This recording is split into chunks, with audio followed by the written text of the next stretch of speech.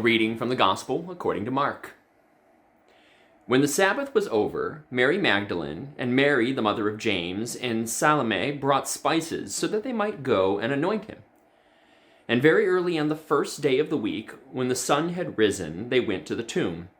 And they had been saying to one another, "Who will roll away the stone for us at the entrance to the tomb?" When they looked up, they saw that the stone, which was very large, had already been rolled back. And as they entered the tomb, they saw a young man dressed in a white robe, sitting on the right side, and they were alarmed. But he said to them, "Do not be alarmed. You are looking for Jesus of Nazareth, who was crucified. He has been raised. He is not here. Look, there is the place they laid him. Go and tell his disciples and Peter that he is going ahead of you to Galilee, and there you will see him, just as he told you." And so they went out and they fled from the tomb, for terror and amazement had seen them. And they said nothing to anyone, for they were afraid. The word of the Lord. So we are right on the other side of Easter. We made it through Holy Week. We heard the resurrection proclaimed yesterday and got to celebrate at whatever churches we all attended.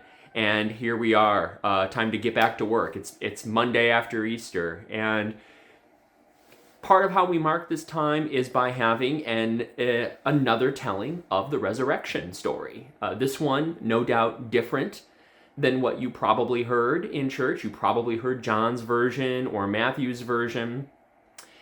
This version from Mark is fascinatingly different in the resurrection in a particular way, in that while Luke and Matthew and John all have the people who witness the empty tomb run in amazement and share the news and tell everyone and tell the disciples, and they come running back. And in this version, we have them do the opposite. They run away and they tell no one, it says. That's fascinating. What are we supposed to get from that message? Because this is how, this is the ending of Mark. I mean, there's a longer ending that most people think probably got added later. This is the original ending of Mark. They fled in amazement and fear, and they told no one. Now, it's notable when we think about this. It's notable that Mark is known as the secret gospel because Jesus is constantly telling his disciples, "Don't spread the news about me. Don't tell anyone about me." Right at the beginning, when he miraculously heals a leper, he says, "Don't tell anybody." And then they run and they tell everybody. And then when Jesus is proclaimed to be the Christ by Peter, he says to them, "Don't tell anyone." And they run and they tell everyone. And then again and again, we have instance after, it's the transfiguration. He goes up and he says, "Don't tell anyone." And we can just assume the disciples ran and told everyone because it's what they keep doing after he says, don't tell anyone. And here, we actually, at the very end of Mark, we have the opposite happening. They're told, not by Jesus, to go and tell everyone, and they run and they don't tell people. I'm fascinated just from a literary perspective in maybe this idea that they finally got it. What if them running and not telling the news is sort of this message that we've seen through Mark again and again, where the disciples, they don't get it, they don't get it, they don't get it.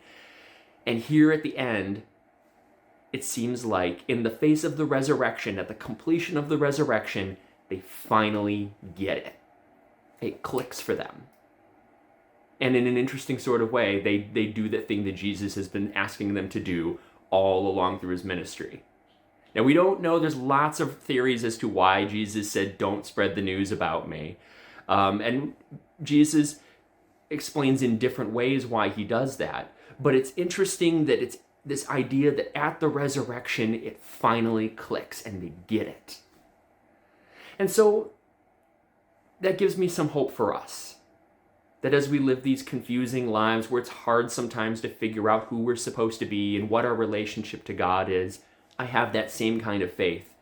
That at the end of all of this, at the end, wherever this is all going, we can have faith that we, like the disciples, it'll click. We'll get there. Amen.